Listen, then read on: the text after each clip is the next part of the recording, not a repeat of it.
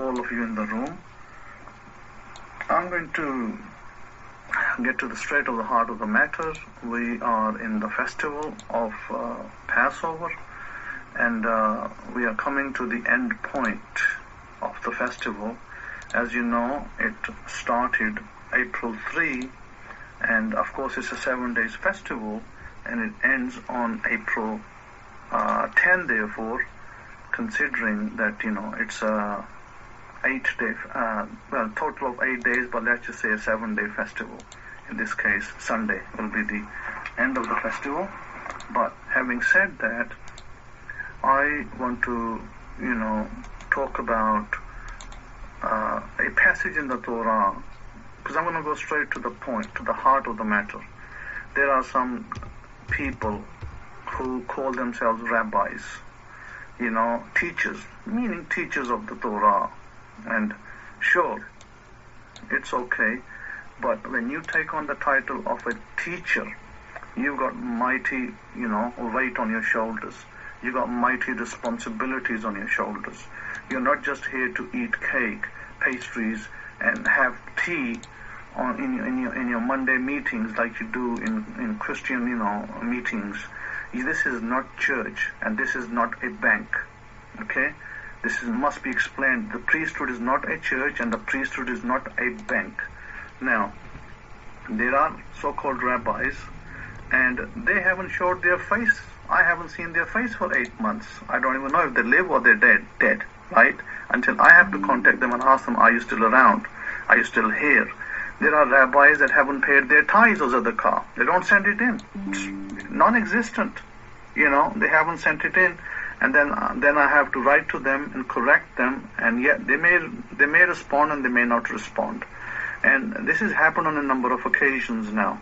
And I'm about to now remove rabbis from Forever Israel. Yes, I'm going to remove rabbis because I am really, thinking that what kind of people are these so-called rabbis that think they teach the Torah, yet they don't even know the basics of Torah.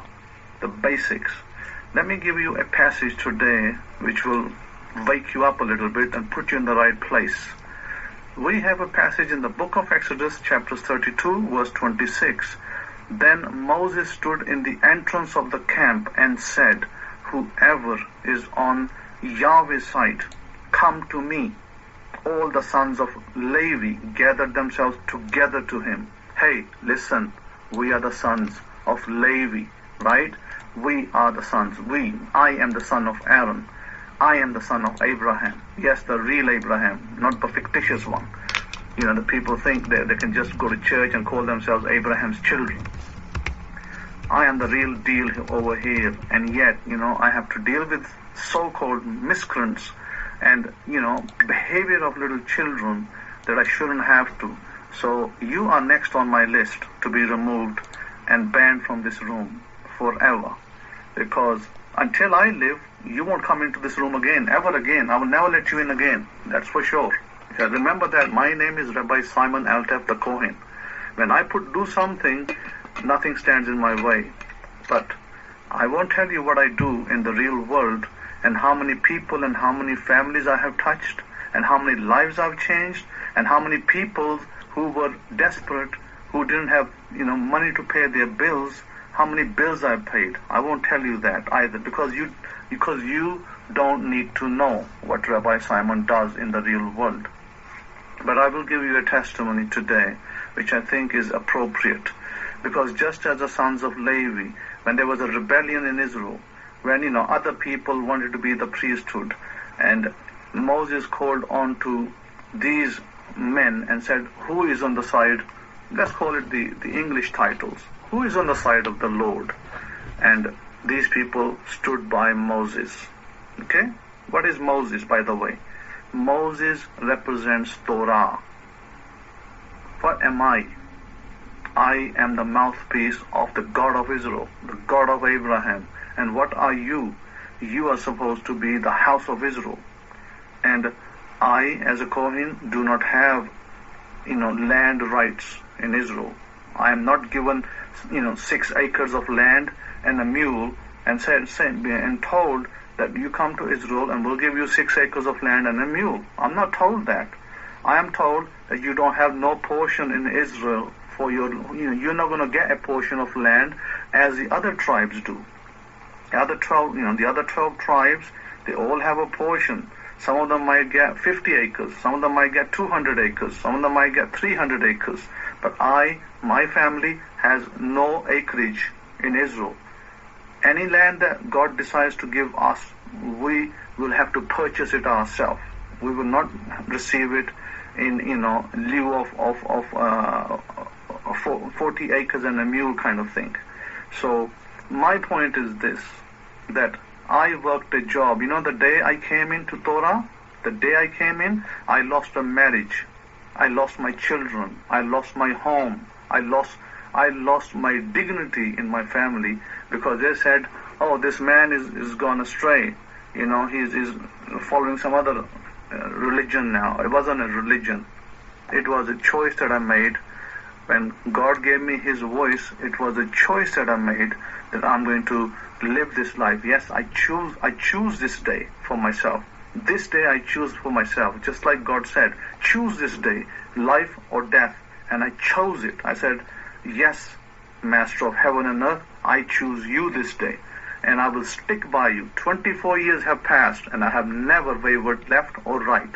And I have never left that Master of heaven and earth. Whereas I have seen people come and go like yo-yos. People calling themselves rabbis.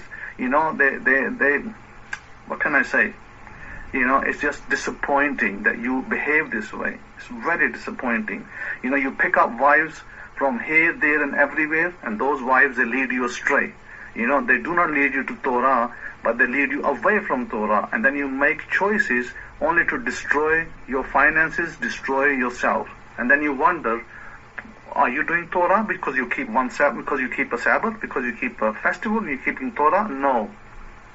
That is not the essence of the Torah.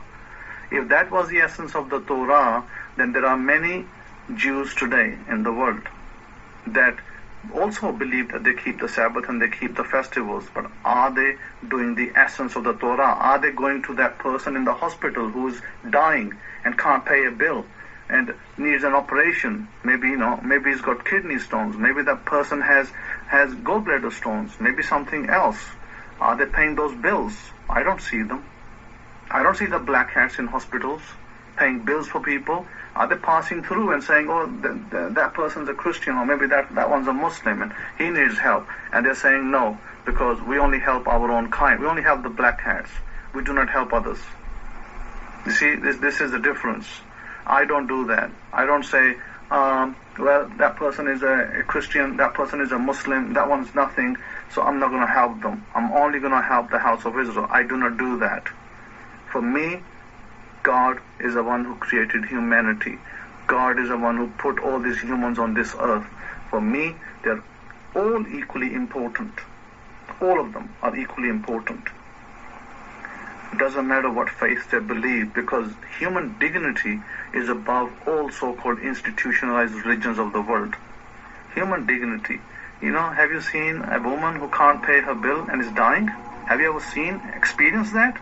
No, you haven't. I have. Not one time, many times. And yet, I have to talk to people over here and explain what this means and what that means. Right?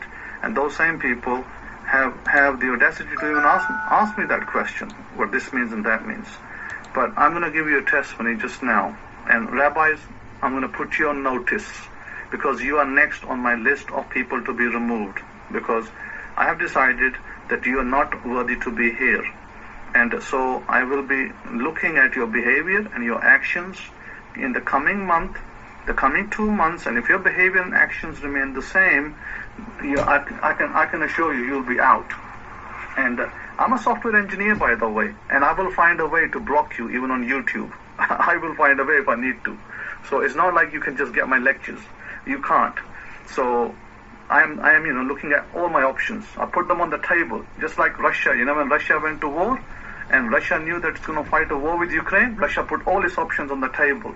We're going to take care of these people, we're going to do a war, and we're going to have to take care of our people, and we're ready for war. I don't care what America does to us, we don't care what UK does to us, France does to us, Germany does to us. We are going for war, and we're going to free our people from the Donetsk, the Luhansk region, the Donbass region, where 14,000 people have been killed in the last 8 years. We're going to go rescue our people, and we don't care what the world thinks. And the same way, I don't care what the heck you think that Rabbi Simon is.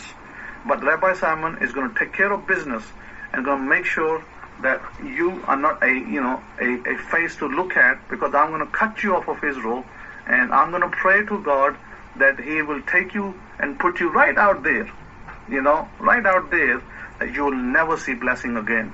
I will make sure on that. I will stand up and I'll lift up my arms, just like Moses lifted up his hands, and I will say that these are people that you've given me to support the work that you asked me to do. 24 years ago, I stood before God and I said, I will teach you Torah, but I will never beg a church to give me money. I said that 24 years ago to God. And I said, I will leave my family if I have to, and I will leave everything if I have to, but I will do what you say, but I will do a job. I will work my job, and you will give me the money. You will give me the money, and I will do your work. Whatever you say will be revealed to the people, whatever it is, whether it is easy or difficult. And I have done just that. I have brought people slowly, bit by bit, step by step. It's taken me 24 years to bring this truth to the people. 24 years is not a small time. And what do I get in return? From some of the people not even want to thank you. So I want to give you a testimony today that should put some of you to shame for what you do. Listen to this. There is a very rich man in Pakistan. I was by his place not too long ago, and I passed through his estate and his factories and his units and textile mills, and this man is not on Forbes magazine. He's more richer than Jeff Bezos, okay, much more richer than him, and he's not on any list. And these fictitious lists that they make, that they tell you, oh, Forbes list, well, who has the data? What data are they using? What is their source of information? They never tell you that, because there isn't none. I haven't seen Bill Gates stand up and say, I am worth so much money. I haven't seen Elon Musk stand up and say, I am worth X amount billions dollars. I have never seen Mr. Trump stand up and say, I own this many billions. I have never seen any of those people stand up and make any claims about how many billions they own, even Jeff Bezos. And yet, you read in the Forbes magazine, oh, these people have this many billions, and the Arabs have this many billions, and so-and-so prince has this many billions. No, because it's all fictitious. It is all guesswork. It is all educated guesses. It is not factual information on the ground. So I want to tell you, this man is more richer than all these people put together. He earns more per month than any of these people will earn ever. And he's in Pakistan. He's in that country. Humble guy. He's a very humble man from what I know of him. And there was a man that went to him. Okay? There was a let's call him a pastor. And let's use the analogy of a church.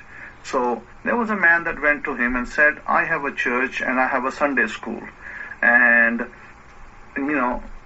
I use the analogy of a church, but actually it was a place where they taught the holy Muslim Quran, the holy book of Islam.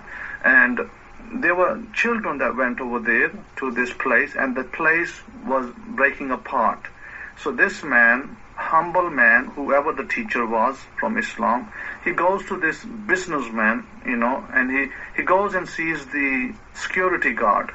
And he says to the security guard that, is it possible that I could speak to your manager or to your boss, because, I come from such and such place where I teach children, and, we are collecting funds to repair our roof, because our roof is breaking apart and rain is coming through. And the security guard said, wait a minute, sir. Let me just go and quickly talk to the boss, because the boss is here. So he goes to the boss and says, I got this, old man come to me and is asking for certain help. And the boss said, bring him to me, I want to speak to him. And so he comes to the boss and he states his case, and the boss says, the owner says, and the owner, owns this whole mile long, road, and every shop that belongs on there, every, store that is there is on his land. He's renting it, and he has units behind, factories, mills, textile mills, I don't know, all sorts of, businesses involved in. And he calls this man and says, yes sir, what can I do for you? And he says, we're only collecting funds for the roof, and whatever, you're willing to give by, God's allowance, I'm happy to collect it. He didn't ask for an amount. He just said, I'm happy to collect whatever you're willing to give. If that man had turned around, like some of you, and said, I only have $10, and he would have taken that $10, and the man would have left and said, thank you very much. But you know what this man did? This man's a Muslim, by the way. And Islam has at least 70% of the Torah, at least. And he, you know what he said? He said, wait a minute, sir. Don't go anywhere. I'm going to send you with my guards. And they're going to go do the inspection of your building, and I'll instruct them what to do. He calls his manager over. He says, go with the guards to this person. Go check out the school that he has, this little, Islamic school for the children, and check the place out. He said, then give me a report back. So this guy goes over there with his team, and they look at the place, and it's tattered. Basically, it's breaking apart, at the seams. And the man was very humble, asking for a little amount of money. He didn't ask to repair the whole place. He just said, we just want to repair the roof and just carry on. There was no air conditioning. There were, just fans, and a building that's basically falling apart in a hot country. So the manager reports back and says, sir, boss, the building is falling apart, and this man is asking for very little. What he's asking is only like a roof repair, but the whole building needs repair. It needs a complete restructuring. And he says, okay, take the whole building down. This man, the boss says, take the whole building down and remove all the rubble and bring in the engineers, bring in the plumbers, bring in the woodcraft people, bring in the bricksmiths, and build this whole place new, brand new. And give this person a brand new building for these children, because these children are the future. And he says these children are the future of our society, of our country, and they need to be given, decent religious or Islamic education, so that they can be good and wise citizens of this country. So the manager, he has his whole place torn down. He calls the engineers, he calls the plumbers, he calls everybody he needs, bricksmith, all the bricks they need in the world, they call them over, and it costs a fair amount of money. Okay? Fair amount of money. I would just give you an estimate, an estimated amount, at least $100,000. Okay? An estimated amount.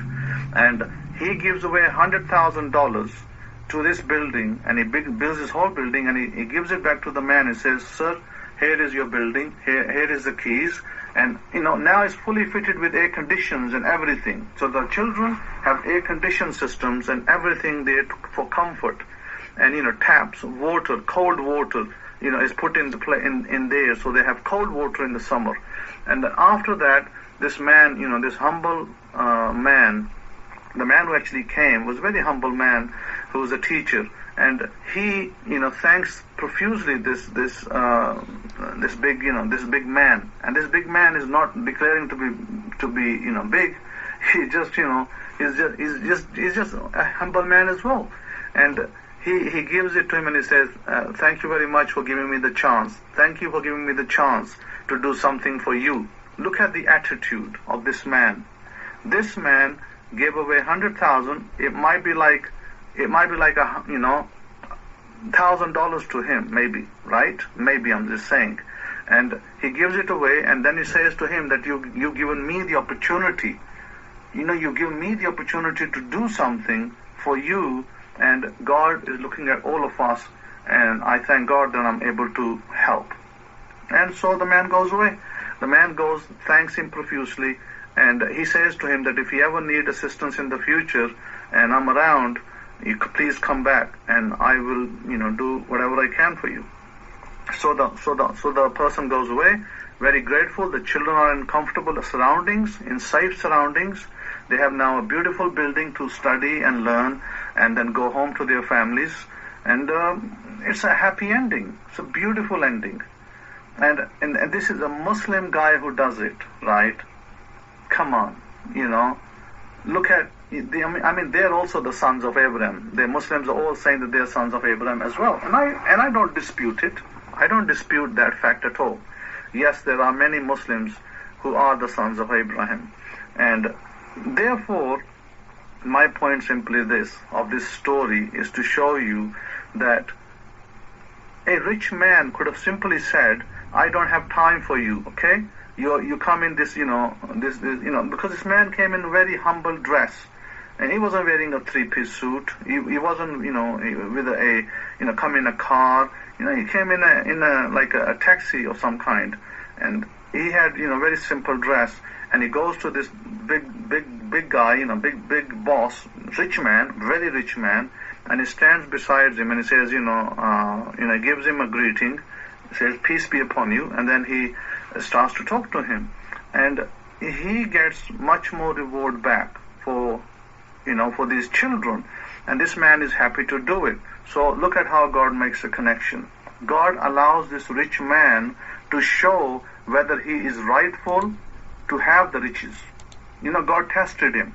God tested him to see if this man's heart is in the right place or not. And this man's heart was more than in the right place. He's so concerned about these children and the old man that he sends a whole team of people out there to help them. Not just one person, a whole team of people. So how many times do you hear this in the Western world? That a church was completely breaking apart and a rich man sent a team of people to go and rebuild that church, to brand new, spanking new church. Have you ever heard that? I've never heard of it. I've lived in the West majority of my life. I have never heard such a story in the West. Okay? All the Western people, what do? Oh, let's go to Africa. Let's go to Africa and do our so-called evangelism. Yeah, the Africans, are the most corrupt people on this planet Earth. They're the most corrupt. And, if a pitch black person from America, a pitch black person who may belong to the house of Israel, or may not, let's just say one who belongs to the house of Israel, a pitch black person will go to Africa for a visit, not to do evangelism, just for a visit, and they'll call him a white man. They'll say, a white man came to visit us, and they'll think of ways to rob him. How do we rob this man? What stories do we tell him so that he can give us his money? That's the mentality of Africans, okay? So when you pick up wives from those countries, what kind of mentality are you bringing home? What kind of spirituality are you bringing home? Think about it. How many times I've told people not to take African wives? And Rabbi Kefa on that has said as well. So it's unfortunate that I have to say this, but yes, it happens. People don't listen. People don't pay attention. And what happens when they stray from Torah? They don't just stray from Torah. They stray from God completely, and they end up destroying their finances and destroying themselves in the end, and they disappear from this world. Is that what we came for? Did we as a people come to be destroyed and disappear? Moses gave a warning, and I spoke about it last week, when he said that those of you who do not listen to me this day, and there are many of you who are here who will not listen to me, and you will be destroyed as a people. And none of that generation except 2 people entered the promised land. You know who those 2 people are. Only 2 people entered the promised land from the first generation, and the second generation entered the land. None of the first generation, other than 2 people, entered the land, and the ones that entered were the second generation, the children. Look at who entered the land. The children who grew up entered the land. So where does this bring us? If your behavior is worse than children, if your behavior is not fit to be a teacher, to be a teacher of the Torah is a privilege. It's a privilege to be a Torah teacher. It's a blessing to be a Torah teacher. It's not a burden. And if all you're going to do is turn around and try to put the burden on me for everything, and I have to do everything for you, then I'm sorry, I'm not here to take the burden of everybody else. The whole point of having rabbis, teachers, is so that you can carry the burden with me. And if you're not able to support the burden, then what the hell are you doing over here? Then I'll strip you of your so-called titles, and I'll send you packing and say thank you very much. It was nice knowing you. You never respond when I ask you to respond, and I'll say thank you very much. Bye bye. The end. This is the end for you. And yes, if you think that Moses didn't pray, if you think, what kind of rabbi, what kind of Kohen is this? He's going to pray for destruction. Moses also prayed for destruction. Moses also said that those of you who are not going to listen are going to die. You're going to be destroyed. Moses said this. King David also prayed for destruction. The prophet prayed for destruction from people who were anti, Torah and anti-God. Because when you are in a so-called house of Israel and you misbehave, what were the Kohanim, the priesthood told? Remove those people, cut them off. I'm not saying to put people to sentence to death, because we do not have that privilege to sentence people to death. One time we did, but we don't do that. We had a team of judges who did that. Team of magistrates who took care of business, local business, and a team of judges who took care of who goes to death and who goes to life.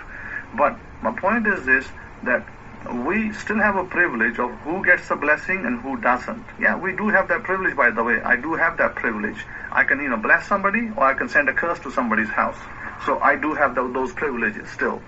And because, God hasn't changed. If God hasn't changed, then the power is still there. So, all I like to say to you is, I'm going to give you 1 month only. 1 month. This month of April. If your behavior is not corrected, next month comes May, you are out. I will not see you at the Feast of Pentecost. I will promise you this, that I will not speak to you, I will not see you, and I will not take any reasoning from you, and there will be no forgiveness from my end. Because it is now tooth for a tooth, and it is time for the justice squad to come and say, what, these people have been so bad, so misbehaving all this time, that I patiently just waited and said, what, I'll patiently wait and see what they do. And they haven't corrected their behavior, so time to say, thank you very much.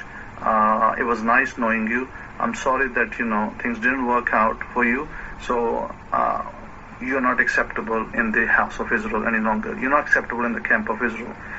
You can go and, join whatever church you prefer. Join whatever church you like. And now I don't need your love, because I don't need your love. I have plenty of love from my family. And having said that, love is not by word, by mouth, but love is by deeds and actions. If your actions do not reveal your love, then your mouth will not either. So, that's why I'm going to leave it. And I'm going to thank you for those of you who are listening. You're having a wonderful festival, and we're actually at the close of it now. We're almost to the end of it. So we've come to the end. And I am recording this message, by the way, a little earlier than the Sabbath. That's why I'm saying we're not quite at the end yet. We still have a few days to go. But when the message is going to be played, we're almost at the end of it. So I'm glad that I could tell you a testimony of two. I have many other testimonies that I could tell you, and I will give you another testimony before I go. There was a man in a city in Pakistan, and he specially invited me to go to his house. And he actually sent a car. He said, hire the car, and I will pay for your, rent or fare, as you call it over here. I will pay the fare for your arrival and departure, and I'll take care of that side. And also, please, you must eat in my house, and you must come and bless my house. You must come at least one time. And this man was a Christian, by the way. Listen to this. This man was a Christian.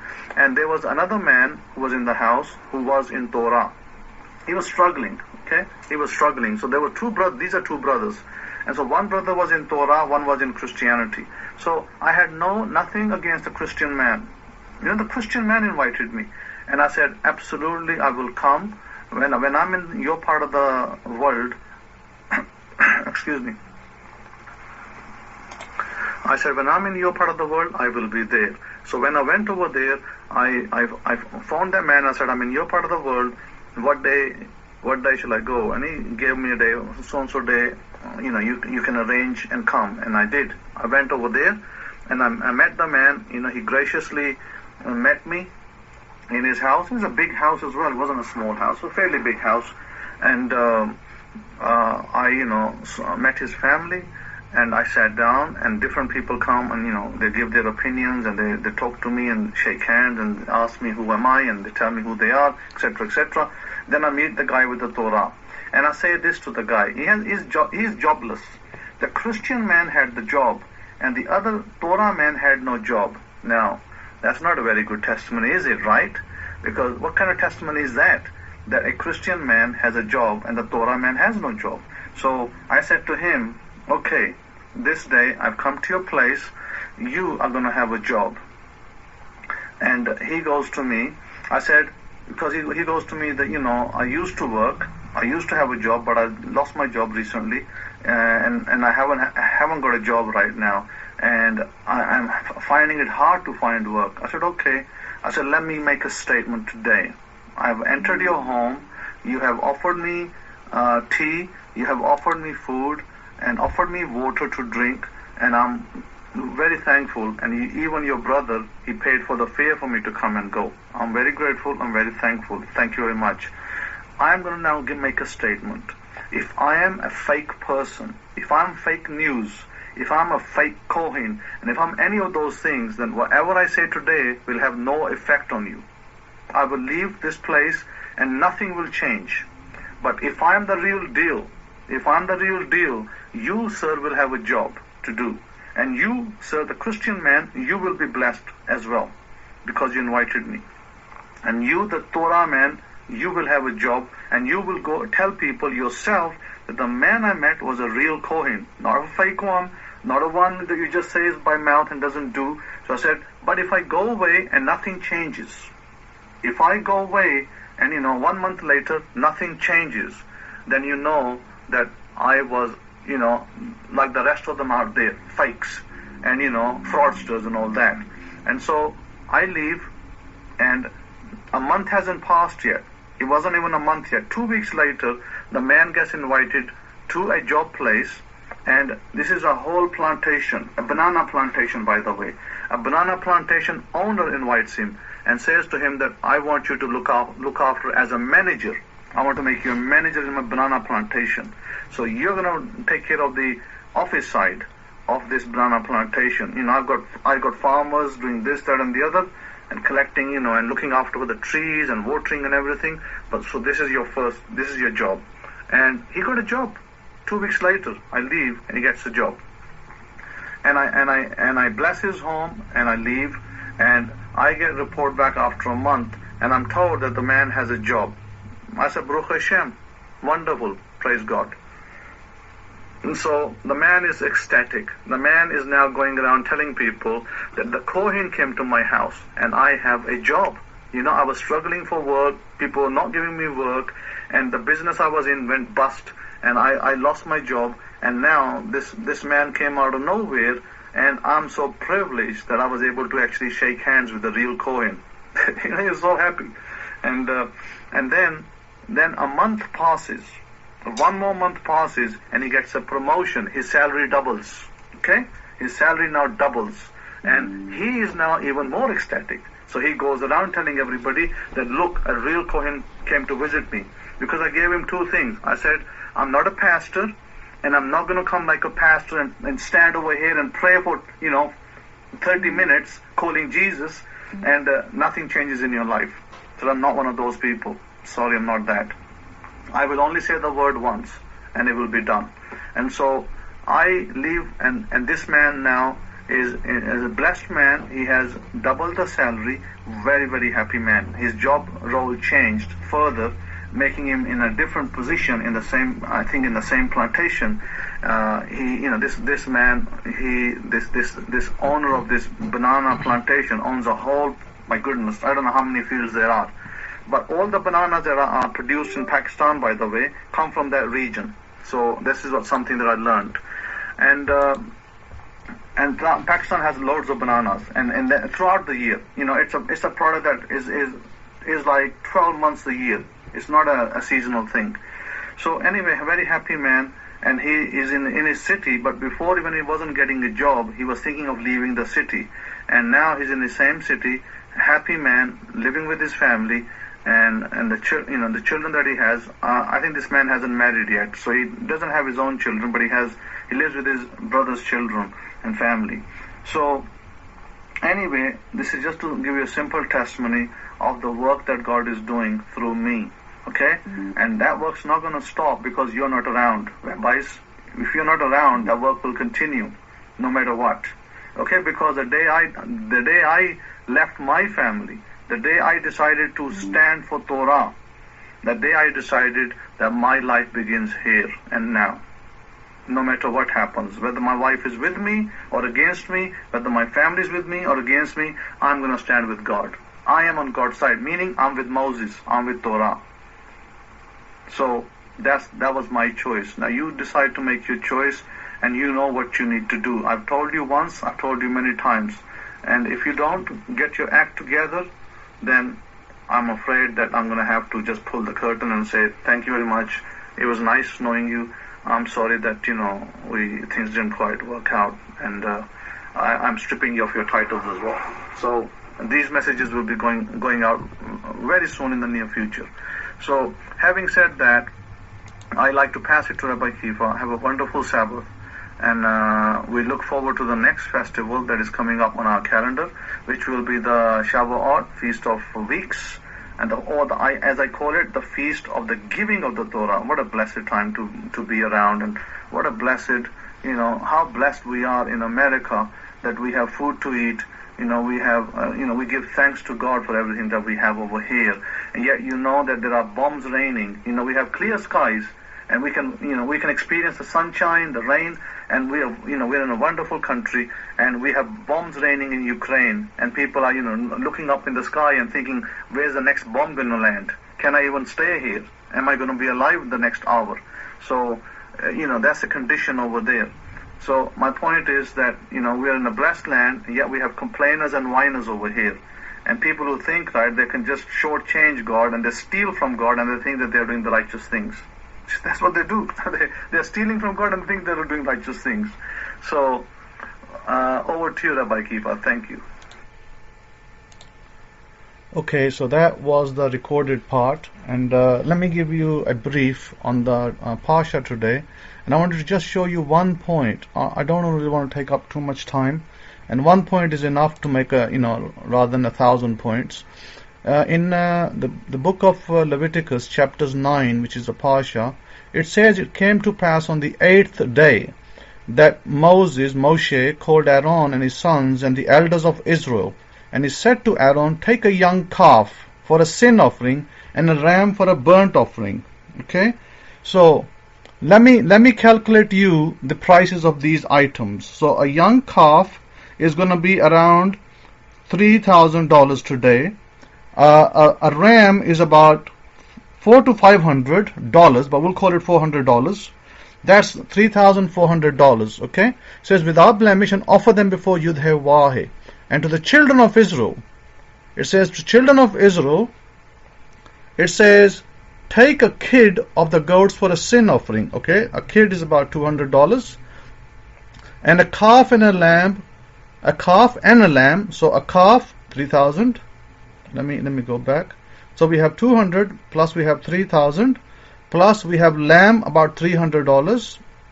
Actually, it should be. It's right now it's more than 300. But I'm just going to say 300. And then we have. It says both of the first year without blemish for a burnt offering. Also a bullock and a ram. Okay, a bullock in Texas, Rabbi Kefa. You could probably give me the price. I would probably just calculate it 5,000. I know it's more than 5,000 now. But, correct me if I'm wrong. A bullock in Texas right now, what would be the price? In Israel, a bullock's going to cost you $6,000 right now. Okay? So, let's just say $6,000 for a bullock in Israel. And we go and we look at the... what's the other thing that God asked? He asked for a ram. A ram is at least $500. So, we are talking about $10,000 just for the children of Israel. About $4,000 for Aaron, and about $10,000 for the house of Israel, the children of Israel. And it says, they brought that which Moses commanded before the tent of the appointed times. And the congregation drew near, stood before Yudhevah. Hey, listen to those of you who don't know us as a people. And I put a notice out to the rabbis. 10,000, wow.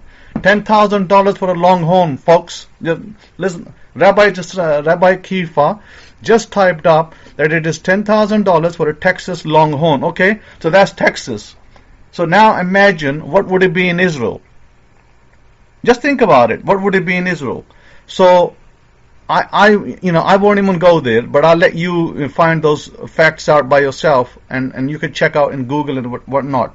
So my point is this, that we had to spend, or the children of Israel had to spend $10,000, and the priesthood round about, let's just give it, if I take the $10,000 for a longhorn, then it would cost us $10,000, the priesthood.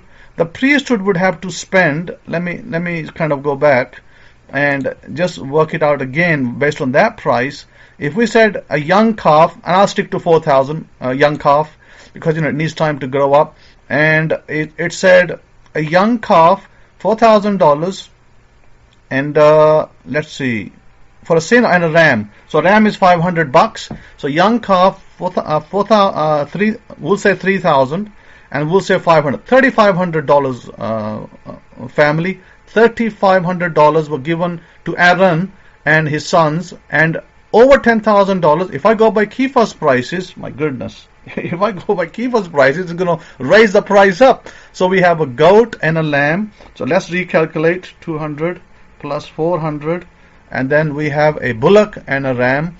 Already put the bullock price, then we have a ram, and what we're looking at? We're looking at about $11,000, 100. Now, question. Yes, inflation, Rabbi Kefa. Question to you. If we, the priesthood, are asked to fork out $4,000 of our money, okay? Let's just put the numbers together. Forget about the rest, baloney. Let's not forget about the rest for a second. If I'm asked to put $4,000 and you're asked to put $11,000, okay? That's $15,000. Are we poor by any standard? If you're thinking that Israel was poor, you're absolutely 100% mistaken. Israel, the children of Israel, were not poor by any standard. Hell no. Yeah, Rabbi Kefa said, hell no. No, we were not poor. But if you the folks do not tithe and do not give your offerings, shame on you, so-called house of Israel, because I'm supposed to fork out $4,000. Where am I going to give $4,000 from if you don't tithe and you don't pay your dues and offerings? Because that's what you've been doing, haven't you? Mr. Rabbi, in quotes. You've not been paying your offerings, you've not been there. And I'm like, where the hell are you? And you're like, oh, I'm over here. So think about what you're doing. Think about your actions. And I've only given you a brief. You don't know what the hell I do in Pakistan. You don't know how many people's lives I've just saved. And you don't know how much money I spent. Every penny that I had for the last 4 months, every penny and more of my tithes went straight to the people who were desperate. People who were dying, in hospitals. People who were stuck with some maybe kidnapper and, had no money to release them. You don't know how much time I spent and how much money I spent to try to release these people. I command the nation's leaders. Listen who I am today. And I'm going to tell you, I command the nation's leaders. I can pick a leader and say he's going to come to power and he will be in power. And I can say I'm going to dethrone a leader, and that leader will be dethroned. You want to see proof?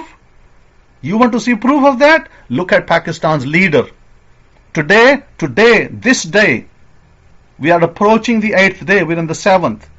That leader today will be resigning. And you know what I said? I was in Pakistan less than 2 weeks ago.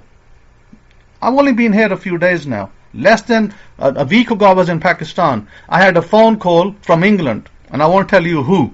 And the phone call said, to the effect of, we started talking politics. And the man said that you cannot take down Imran Khan, the Prime Minister of Pakistan. I said, oh yeah? And he said, you cannot take him down. I said, before I arrive in America, I guarantee you this today. Before I arrive in America, I'm going to inquire from God, and I already made my inquiry, and I said, is this man fit for government? Is he fit for government? And God told me no. I said, can I remove him? He said, yes. I asked already before this phone call. So I had with good intention, I said, okay, your Imran Khan Prime Minister is, I assure you and I promise you this. Before I land in America, April 1, by the way, was the time I landed. I said, before I arrive in America, and it's not April Fools for you, I said, your Prime Minister will be dethroned. And if he's not dethroned, you can change my name. So I just put the call off. And you know what happened? I wasn't even in Dubai. I was only in Dubai. I just arrived in Dubai and I heard news that there's a ruckus in the parliament and that there's all sorts of problems going on. And hell is broke loose in Pakistan. Suddenly, out of nowhere, hell is broke loose. The opposition have gathering and doing demonstrations, and they are going to put a no confidence vote. And they filed, before I landed in America, they filed a no confidence vote. And what the Prime Minister did, local Prime Minister, what he did, or the National Prime Minister, he tried to throw a googly, because he's a cricketer, and he thinks he can bypass this no confidence vote. Before these people even put a no confidence, he tells his House Speaker, he says, throw the no confidence out. So they cannot dethrone me. He tries it, he tries his best. And what the Speaker does, they say, oh, a foreign power has intervened in our politics, and we are throwing this no confidence out. We're not going to take it. So they do an illegal activity. It's actually illegal in any governance, in any country of the world, Western or Eastern, who goes by democratic standards. It is illegal to not allow a no confidence vote, because their parliament, their senators are just like America's two houses. You have the Democrats and the Republicans. You have that one house, then you have the other house. So the system is the same. They go by American system as well. So you are not allowed to not, motion a no confidence. So he actually illegally, this speaker illegally didn't allow that to happen by just saying, oh, foreign powers have intervened and we will not allow that. We reject the motion of the no confidence motion. And so the opposition now takes it to the court, the highest court of Pakistan, and they say, and everybody says over there, that if the high court, the courts of justice, if they today do not do justice on this, then what will people think of our country? They will think that Pakistan is a banana republic or something. And Imran Khan mentioned that in a recent interview, that Pakistan is a banana republic. He's a liar. This man is a compulsive liar. Pakistan is not a banana republic, and Pakistan is not a nation in which he said in his interview, I quote an Indian news channel in which he said in his interview, the Prime Minister of Pakistan, respectfully, I quote, he said that a Pakistani man will sell his mother for money. And I end quote. And I now make a statement. The hell not, Mr. Imran Khan, Prime Minister. The hell with you. We will not sell our mother for money. I, Rabbi Simon Alta, will never sell my mother for money. Never. I don't care you offer me $10 billion. I will respect my mother to this day. My mother has passed, and I respect my mother to this day, and I know that no Pakistani man will sell his mother. They hold their mothers really high up, over there in the sky, because they say that our mother's feet are where God's heaven is. Think about it. If Pakistani people are taught that in your mother's feet is God's heaven, are they going to sell their mothers for dollars? What a lie, and what a shameful statement for a Prime Minister before he's even gone out. He doesn't go out gracefully. He doesn't say, okay folks, I'm sorry, I made some mistakes, my policies didn't work out, I'm really sorry that your inflation has gone up threefolds, and I'm sorry that I couldn't control prices because maybe people didn't listen to me. I spoke to all the big guys, the big guns, and they didn't cooperate. He could have come clean. But you know what he does? He calls out America. He says, foreign powers. He's kind of pointing fingers to America. Oh, this letter came to me, diplomat, and the diplomat's letter wasn't even addressed to him. It was not addressed to Imran Khan. It was a very low-level diplomat speaking to another low-level diplomat, American to another American. And what happened, before I landed, his government was finished. He already resolved them. He said, all of you resign, and they all resigned. So the matter now goes to court. And I'm just over here smirking, my face. I'm thinking, you can try all the tricks you want, Mr. Prime Minister, but you are out. Your fate was sealed before I left your country. So, I'm over here and he's over there. It doesn't matter, because the power of God is already done the job that was needed. So what happens, it goes to the courts take 4 or 5 days, and the courts turn around. 5 top judges of Pakistan. By the way, Pakistan is not a stupid country. It's an educated country. We have many English-speaking people, many modern people over there.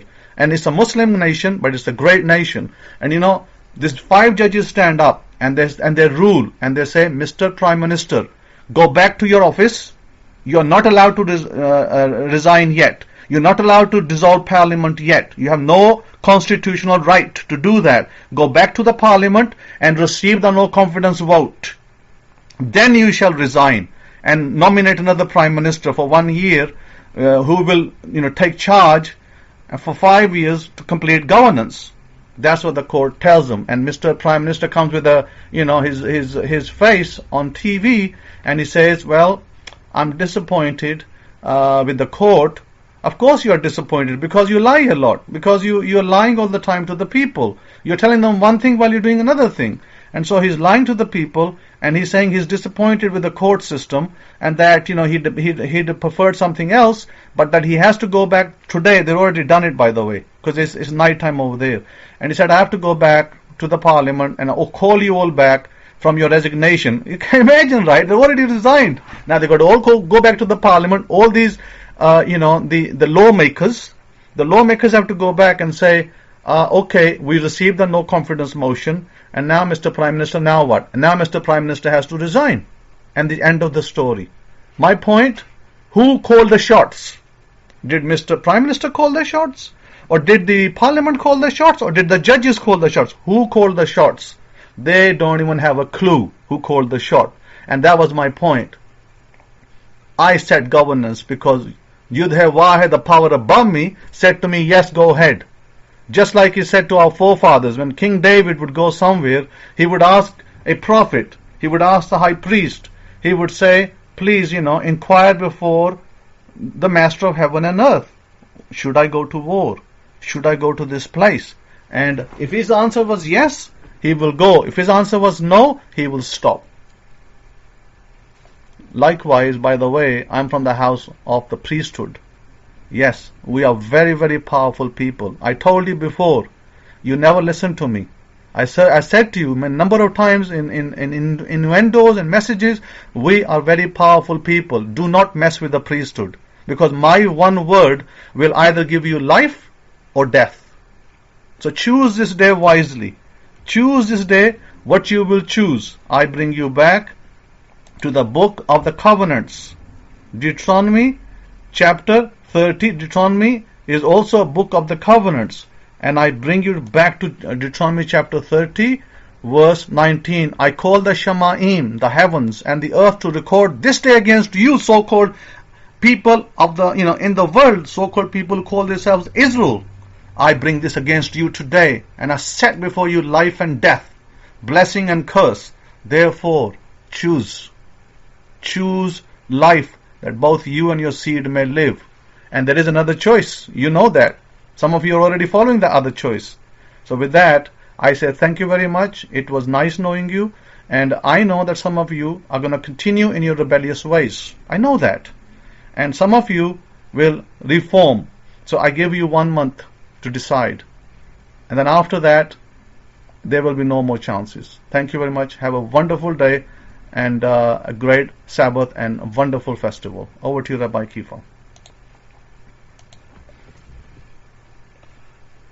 Real quick, Shabbat Shalom, Mishpacha. If you would, for those that are in the room, can you identify in years how long you've been with the Kohen? Roughly. It can be approximately. if you've been, under the teachings of Hakohim, if you would just put up some numbers, because this is important. Affirm, where you are and where you're at. You know what I mean? So if you would just put up a number of how long. You may need to think on it for a little minute, but how long have you been with Hakohim, roughly? You don't have to give me the precise number. You can approximate. But for those of you who are in the room, and right now it's like 14 people in the room. If you could just put up the years, put up the periods, the years that you have invested. You have invested interest with the house of Israel or with the Kohen in the gate, because he is the house that makes up Israel. Okay? If you don't mind, I'll say this for the recording, because I think this is important information. Oliver has 8 years. Adelia has 7 years. Rabbi Zachariah has 14 years. Adelia, 7 years. Atara has about 10 years. Hadassah has 2 years. Lion King has 6 years. Bertha Shaw, a few months. Go-Go Dancer, a few months.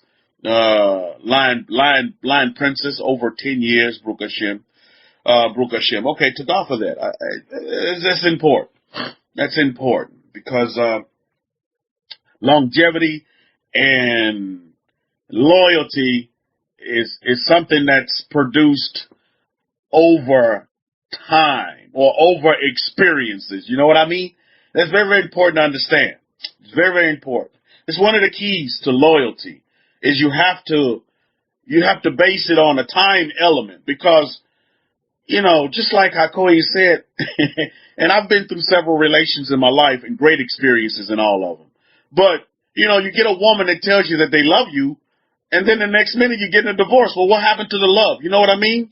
So it takes, periods of time. You see, love is a language that a lot of folks don't understand. And we're in a cycle right now. We're in a period. I call it, when you look at the universal law or the perfect law, there's shifts that occur, waves and shifts that happen. The Bible explains it, the Holy Books explains it like seasons. Here in North America, you realize we're going through a season. I see what's going on in Pakistan. The weather in Pakistan, it's hot as Hades in Pakistan right now. I'll call you to be the first to tell you. Right now, they're in their, pre-monsoon season, where it's like super hot. These are seasons and shifts, and you get these things, and they occur in what we call cycles. And so it's very important that you understand that, life is about cycles. It's about shifts. And the question is, are you going to be willing to, adjust, or not say so much adjust, but adapt and embrace the system or the cycle or the shift? And a lot of folks can't handle that. Hakohen has been quiet for a very, very long time. Those of you who have been around him for a while, he's exhibited the characteristic of long-suffering and patience to all of us. And now there's a shift. How many of you see the shift that's occurring? There's a shift going on in the world. The cycle shift. Things are changing. How many of you seeing this? I'm not just speaking to myself. You guys got to be witnessing this. It's like a shift in everything, in the earth, in the magnetic forces, in the cycles, in the seasons. We're in a new season right now here in North America. Down here in Texas, everything is green now. Baruch Hashem. They call it what? Spring now. We kind of springboarded in the summer real quick down here in San Antonio, because we already hit 90-degree temperatures down here already, and we're supposed to be in so-called spring. But anyway, you see the shifts and the cycles that they change. And if you've been on this earth for any period of time, you understand that these things occur, and they will continue to occur. With or without you, these things are going to be happy and or happen. But I want you all to be happy and go through these periods and embrace. You got to embrace these things, and you got to embrace it, because you have to be able to embrace and accept that these things occur, and you have to be able to adapt. That's a good word, Atara. You have to be able to adapt to these changes, because if not, then you're going to get left behind, or you're going to miss out on a lot of great things that occur during these seasons, during these times. There are a lot of great blessings that are happening in this wartime. A lot of prosperity going on during this wartime.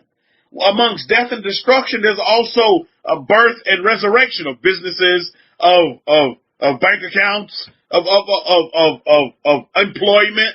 A lot of people are getting a lot of great employment during this wartime. Imagine that. But these things are happening because that's the universal law, universal principles that must occur. Now the question and the thing that we have as human beings is we have the ability to choose if we want to embrace these things or not. I get people down here in San Antonio complaining about the heat already. They're complainers. So they're going to complain when it's hot. They're going to complain when you got snowmageddon going on. They're going to complain when it's too windy. They're going to complain when it's too much pollen in there. Blah. They're complainers. These are people that don't adapt and they don't embrace. And you guys see this every day in your relations. You guys witness this every day of people that are like that. How many of you can affirm that? You be like, yeah, Rabbi Kefa, I know people just like that. It could be a nice sunny day, but they're complaining because their allergies are acting up, or because they might get skin cancer. You see what I mean? Because they're gonna find a reason why they can complain, and that's just the nature of that particular individual. And you're gonna find that as students of human nature. You're gonna find that in every situation, in every relation that you involve yourself with.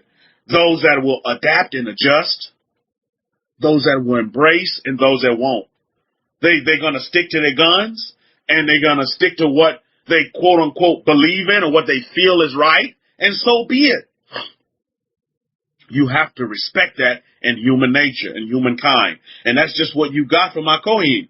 He told you, look, either you're with me or you're against me. You see, but I want to tell you this day, and I don't have much to say to this room because this is just preschool. But I will say this. Do not play with fire. Can anybody answer that question to the statement that I just made? Why don't you want to play with fire, in your opinion? Do not play with fire. Why don't you want to play with fire? When you look at our holy books, Torah says you get burned.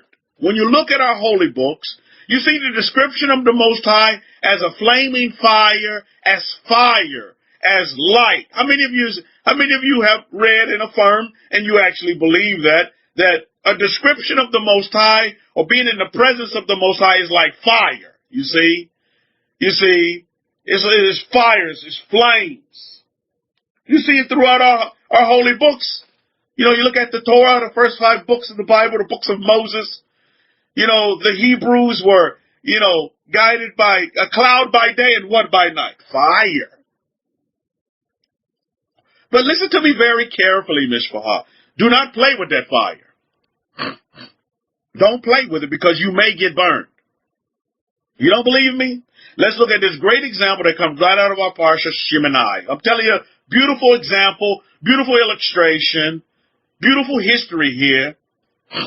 And we see this. You look at Leviticus chapter 10. We know what happens at the beginning of Leviticus chapter 10. You get the sons of Aaron. We're talking about sons of Aaron. We're talking about Kohanim in the making. Baruch Hashem. These are the Kohanim, sons of Aaron. These are the sons of Aaron. You know what happens to them. They play with fire, don't they? The Abrahamic-Faith Bible, the Hebrew Scrolls calls it what? Profane fire. Ooh-wee. How many of you want to be described that way? You got some profane fire going on there. We know what happens. Let's look at Leviticus. I want to pick it up at Leviticus from the Abrahamic-Faith Bible, the Hebrew Scrolls. Leviticus chapter 10. Look at verse 3. This is the aftermath of the burning. Because Aaron's sons, they did what? They played with fire, didn't they? We need to learn from this. Don't play with fire. Don't treat the Torah like some kind of game. Where you can pick and choose, and see, this is what religion did. They took some of our Torah and they added a lot of dogma to it, and they come up with their religions. That's what they do. We're not here to add and take away. We here, if you've been with our Kohen for a minute, he is actually teaching us a new language. I want you all to understand that. And many people can't understand HaKohen, and they can't understand the Torah. They can't understand those first 5 books because they haven't embraced it to begin to understand it. This is a total new language that we're being taught here. This is a language. How many of you get what I'm saying? And this, you're picking up what I'm putting down. This is a totally new language. It's a language, and we're learning this language. And this language helps us communicate with our power, helps us really get to the very essence of who we are. We get bits and pieces, and I go and giving it to us because he got to spoon feed it to us. It's got to be spoon fed because we can't adapt it all at one time. It's got to be given to us in pieces. And a lot of folks are missing out on those pieces now, and they totally understand, that grass is not greener on the other side because they made some choices based upon what they felt was right, and they find out on the other side that it was wrong. They're no longer with us anymore, and they played with fire, and, they may not be, I'm not saying literally burning, but what does fire do when it burns? What does it do? It destroys, right? But at the same time, that fire can keep you warm. At the same time, down here in Texas, we do a lot of barbecuing. Same time, that fire can cook up a good steak, can it? Cook you up some good, beef ribs, can it? See, so fire goes both ways, doesn't it? It goes both ways. But it's how you utilize that fire. But fire can destroy. Fire can burn up.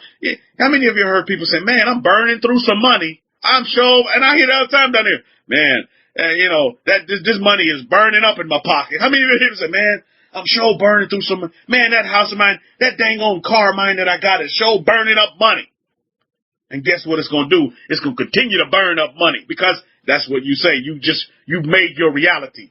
And at the end of the day, right now, we're making our reality. This time, at this particular stage, on the 8th day, you have the opportunity. You're right now, whether you see it or not, you're writing your own history.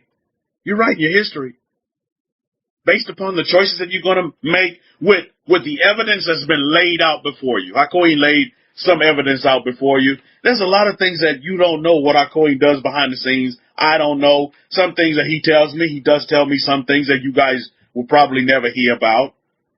And I sure appreciate that, Hakohen. Because, that just affirms that I connected and I embraced the right man to just put all my feeling into. That I'm on, you know what I mean? And so I really like when Hakohen does that for me sometimes. He just opens up and he gives me some insights that just have really been beneficial to me and my family going forward and will continue to be going forward. We have a relationship that's going to last forever. It's an eternal relationship. But not many folks want eternal relationship. See, there's a language that we lost and we're getting it back. It's not like we lost the language. It's like the language has always been there, but we drifted away from it. Due to what? Dogma. Due to what? Conspiracy. Due to what? Religion. Due to what? What other people thought. Because we begin to believe and feel what other people begin to believe and feel. And that's totally wrong. Right now, I would encourage all of you to really assess yourselves and make these choices based upon what you feel and not what everybody around you is telling you. Because then you're just following the machine. And you are more than a machine. You're a human being. And you do truly, I've said this many times and Hakohen has said it as well, whether you believe it or understand it or even when you feel it or not, you have the DNA of El Shaddai. You have that DNA within you. Are you going to suppress that DNA? Or are you going to embrace that DNA? That's the question going forward. The breath of life was breathed into you. To do what with it?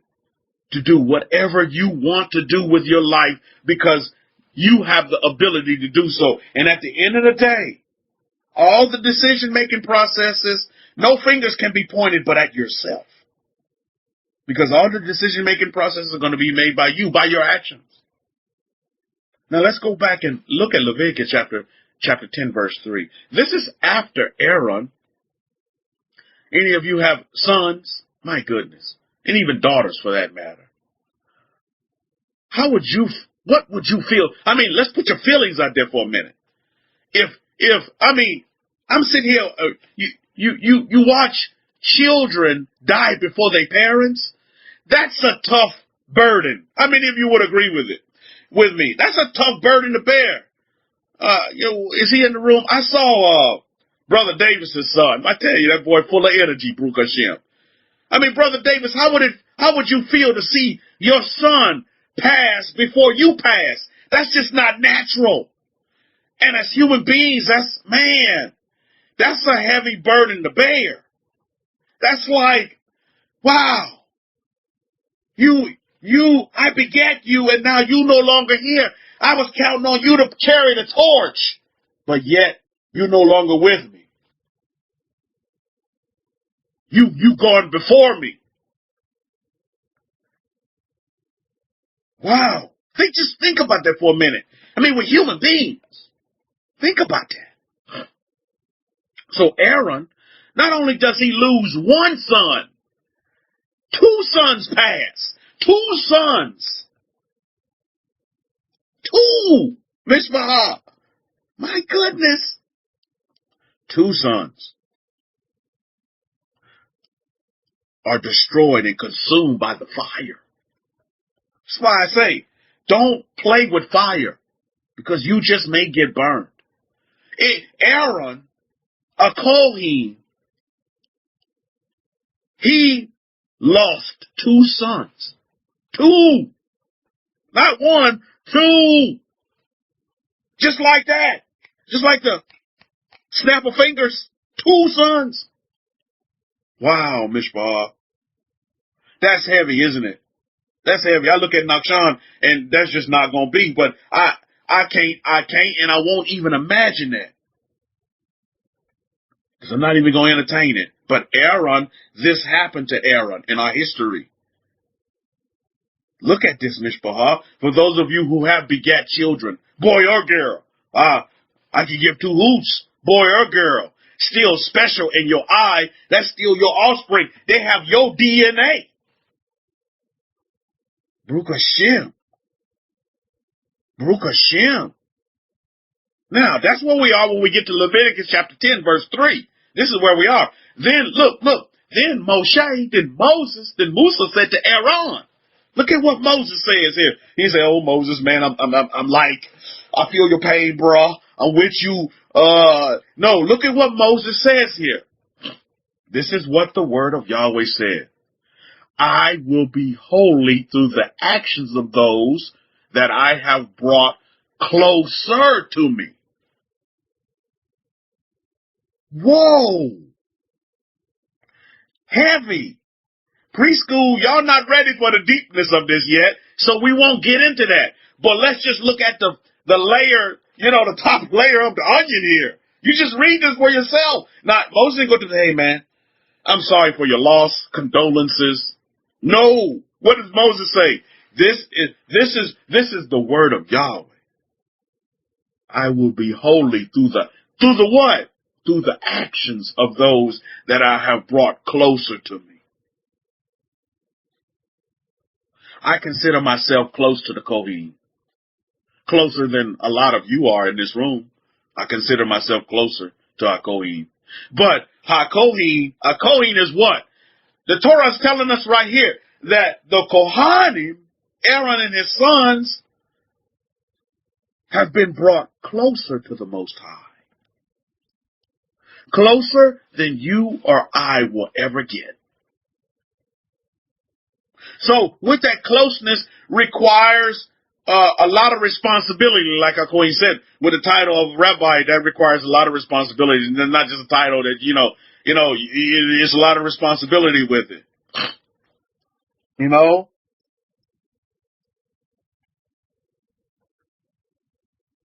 Through the actions of those that I have brought closer to me. Think about that for a minute.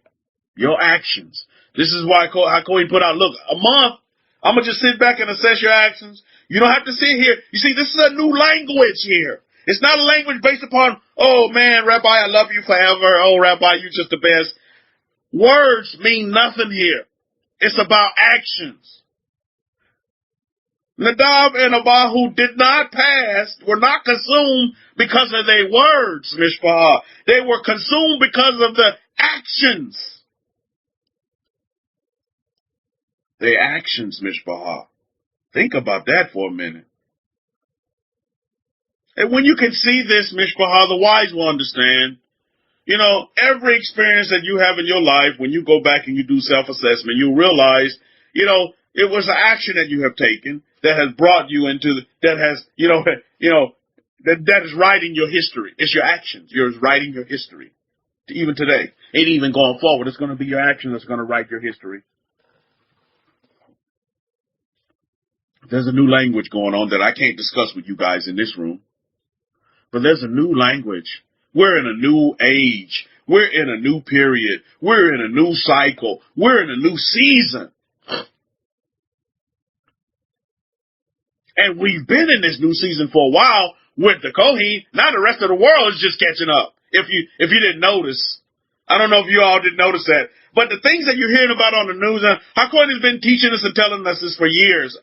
Can anybody affirm that? I'm telling you. Hakohen has been teaching and telling. I mean, I just saw the news yesterday. They were saying, oh, yeah, there's a nursing shortage in America. Man, where you been? We've been taught this a long time ago. We've been told this a long time ago. There was a nursing shortage. You know, you got to, again, who's ahead and who's behind? Who's the tail and who's the head? Baruch Hashem. So the question is, do you want to be connected? You see, and a lot of people have this thought process in their relationship with, powers. Is that, no, I can get just as close to powers as anybody else. Powers is not no respecter of persons. Yet in the government of the Most High, there is order and there is law. And that's the difference you're going to see between these nations that are successful and those nations that are not. Is that there's law and order and there's structure. And you have to follow parameters and procedure. This statement that I just read, I haven't even finished reading all of Leviticus chapter 10, verse 3. But it just says, to those, who are those that I have brought closer to me? Is that me? Is that you? Who is Yahweh talking about when he says those? In the Hidden Truth We Break scrolls. Who are those? Who are those that are brought closer to the Most High? Anybody tell me? Who are those? It's the Kohanim, Mishpachah, Aaron and his sons, to that Torah. That's who it is.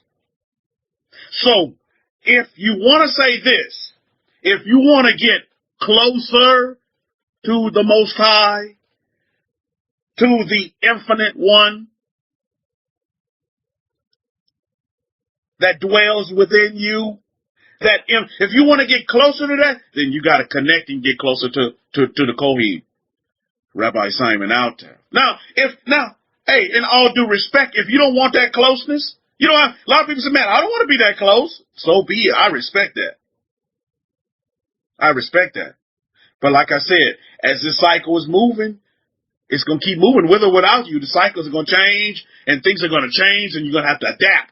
But, adapt is just one word. Embrace is just one word. But how do I act embrace? How do I act adapt? That's the question. See, that's the proof that's in the pudding. The word adapt is just the word. The word embrace is just the word. But how do I do that? Same way with love. You say you love, but how do you love? I mean, Valentine's Day, you get a big heart. Yeah, you say you love, but then how do you express that love? How do you love? I know folks that say they love their wife, but same time they beating on them. I mean, what is that? Well, I'm just showing you that I love you. I used to get in trouble a lot as a youngster, and my father, he used to do the same thing.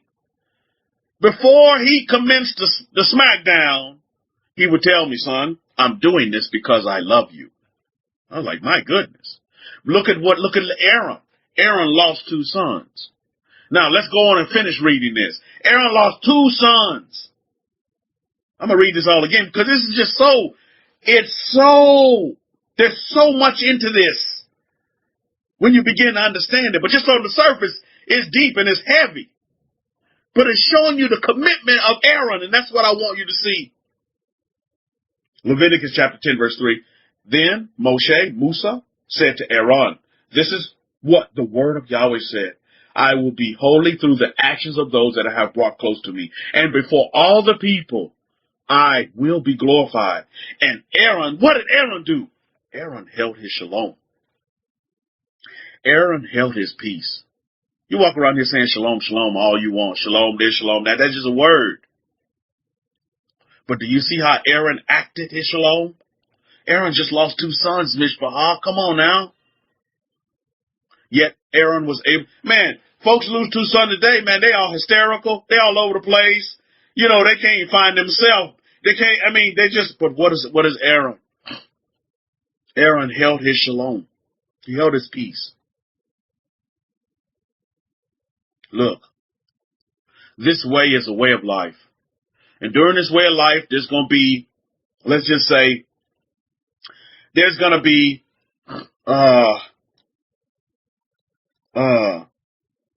people that there's going to be relationships that you make, and there's going to be relationships that are broken. How many of you understand that?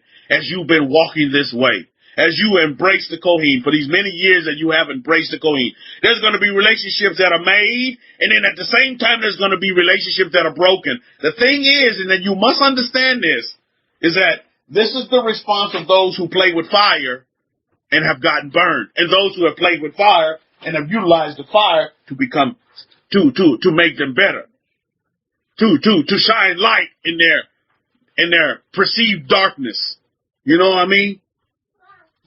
So those that stay with the Kohen, stick with the Kohen, get close to the Kohen, not just with the word close. You see, close is a word. Not sure. Quiet, fishy, quiet. It will be those that will benefit. And those that don't want to get that close, then hey, go on and live your life the way you've been living it. But you know, Yah forbid that you live this life and you never really understand the original language that was lost. You never understand the language, so you never can connect. You've been trying to connect to that DNA that's within you, but everything that you're doing is it's like you're running up against a wall. And you're not getting anywhere, yet you're doing the same old thing over and over. Thinking that you're going to get a different result, and you don't. That's what's laid before you this day. You're going to be like Aaron, and what a Superman. Hold your peace and continue on with the mission, or you're going to be crushed by events that occur. And these events are personal. Hakohen gave you a testimony of some of his events that he had to go through. Lose a wife, lose some children. That's the cost. There's payment. You know, these are actions. Losing a wife is an action, isn't it? Children, action. These are actions that take place. You know? This is real life stuff here. This is why don't play with the fire. Either accept and embrace the fire, and believe me, it will give you security. It will give you warmth. It will give you hearty and great meals that you can eat from that fire. Embrace it. Or if you reject the fire and just want to dibble-dabble with it, kind of play with it, you might get your finger burnt. You might get that, your hair singed a little bit. Or it may even consume you. You see? Consider these things going forward. My 30 minutes is about up. That's what I want you to consider. I want you to all to consider that going forward. There's a forever language. There's a forever language that our Kohen is teaching us bit by bit and bit by bit and bit by bit. That's in us that just needs to be, we got to have the techniques and the tools to open it. Open it up and understand it so that we can begin to be successful and understand that we are successful and that we're not poor and that we're rich beyond our own belief, our own feeling. But a lot of you don't feel rich. You don't feel rich. You feel like you got to hang on instead of letting go to understand, to circulate more, to understand the language of wealth. The language of health, the language of prosperity, the language of abundance. You just getting the words of it, the mere words of it. but you don't understand the true meaning and the action of it. Baruch Hashem. That's what I'm going to give you this day, Baruch Hashem. I'll leave it at that. But do not play with fire. Don't play with it. Either accept or embrace it or run away from it because you just can't handle it. Because you continue to sit there and try to dibble and dabble with it, it can burn you. And believe it or not, through Hakoin's lecture, what he's telling us is this. He's actually saving you from yourself. You know, because you continue to dibble and dabble, it's only it can only get worse. So he's cutting the cord. He's cutting the cord. He's drawing the line. Accept or reject. That's your choices. One before you. That way you can reject and move on. Your actions will tell you. You don't have to tell us with the lips or the text message or the email. Actions will speak. That's what we look at. Action. Just like the Most High, He looks at the actions. Be holy through the actions of those that He had brought closer to Him. We're getting the scraps of that from our Kohen. He's given us the golden nuggets of that closeness that He has. Consider these things going forward. On that note, I'll wrap it up for this Shabbat. I say Shabbat Shalom, Shalom, Shalom to all of you, and a special Shabbat, for all of us who are, still in unleavened bread, Baruch Hashem. I'm really teaching Nachshon. I tell you, he's really learning a lot. He's really embracing a lot of things, about his history and who he is. Nachshon will know who he is now, who's within him. And so he's really embracing it. We're burying our dough. That's for the HaKohen in the garden. We're doing it every night. And I tell you, HaKohen, it's just beautiful to sit there and watch. I'm going to send you a picture of him eating his unleavened bread. The boy, he loves his bread. He calls it bread. He said, bread, Papa, bread. It's a great time, Mishpachah. We're in a great season. Wonderful things are happening in these cycles. Don't miss them. Don't miss them because you don't want to embrace. Don't miss them because, again, don't miss them. But miss them because of the choices that you want to make. Don't miss them because you don't know. Or you didn't know, because you do know. You cannot play the ignorance card if you're with the Kohen. It's left or right, up or down, black or white. That's just what it is. That's just what it is. So consider these things going forward. So I say Shabbat Shalom and Shalom Shalom to all of you, Mishpachah. Have a great 6 days of labor ahead. And who cares who's with us? As long as you are. That's what's important. As long as you want to be. If you don't want to be with the Kohen, then so be it. You just don't want to be with them. But let your actions dictate it. Don't come here with no words, because you're deceiving only yourself. Don't deceive yourself. Baruch Hashem. So on that note, we'll wrap it up and say Shabbat Shalom, Shalom, Shalom to all of you. Have a great 6 days of labor ahead and keep it moving forward. Over to you, HaKohen.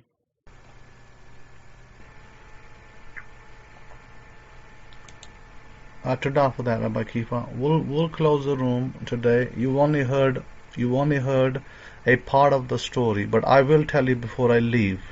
I want to tell you a story before I leave, so you know exactly what kind of person I am. When I stand with somebody, hell come high water, I will never leave them. But when I remove myself from somebody, nothing will make me join them again. That's my nature. That's who I am. I'm very loyal by nature, by blood, and when somebody crosses me, then my punishment that comes from me will come from the above. I won't punish you, but the Most High will punish you, and the punishment will be severe. It will probably throw you on the ground so hard that you will know what hit you. And so on that base, I want to give you a very beautiful testimony of a girl that I saved, whose life I saved. I became a Messiah for that girl. And I want to present a testimony, because people joke to me, oh, fraud, oh, maybe they're scamming you, maybe this kind of, I've listened to this kind of BS for a long time. America, listen.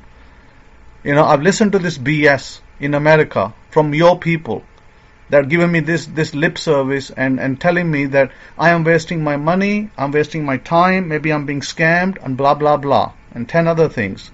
But there was a girl in Afghanistan, and I just happened to be passing, from her, and I happen to know that this girl is stuck in captivity. She's been kidnapped.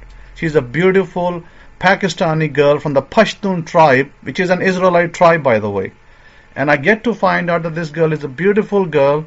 She has been captured, and they're asking for money, and the parents have already sent some money. They already sent some money, but they were only $1,000, let's just say $1,000 short of the money they were asking.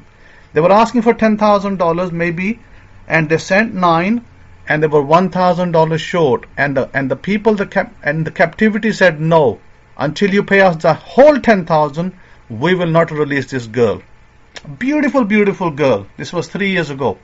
Okay, so I happened to be passing, and I was looking out to release a girl from Afghanistan. She had been kidnapped, and that girl, by the way, the one that I went for, she's already released, and she's living in a northern city in Pakistan.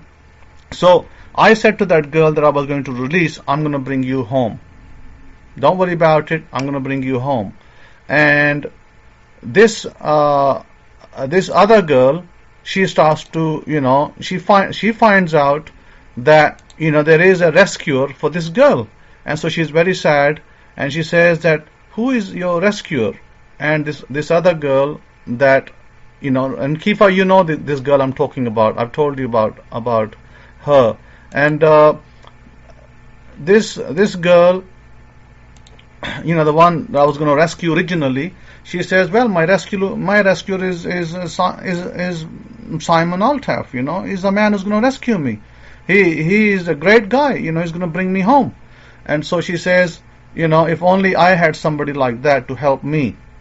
And she starts to cry. She said, I've got nobody to reach out for me. My father tried, and they won't listen to my father. And I've got nobody else to plead for help. Who's going to help me? There was an Indian girl over there. She said, who's going to help me? The Indian girl also goes, who's going to help me? And so she tells me this. The girl I went to rescue, she tells me that there's another girl over here. She's a beautiful girl. She's from the Pashtun tribes, and she's been, kidnapped, and they're demanding money, and parents have paid so much, and, the whole spiel. I said to her, tell that girl, I do not know the name of the girl. What's her name? She gives me her name. And I said, tell that girl that I will rescue you as well. And tell the other Indian girl, I will rescue you as well. Both of you together. And so this girl suddenly perks up, and she finds out, wow, this man's going to rescue us as well. I said, yes, I will rescue you too. If your father is not there for you, I'm going to be there for you. Till the day you come home. I promise you, till the day you come home, I will bring you back. And you know what I do?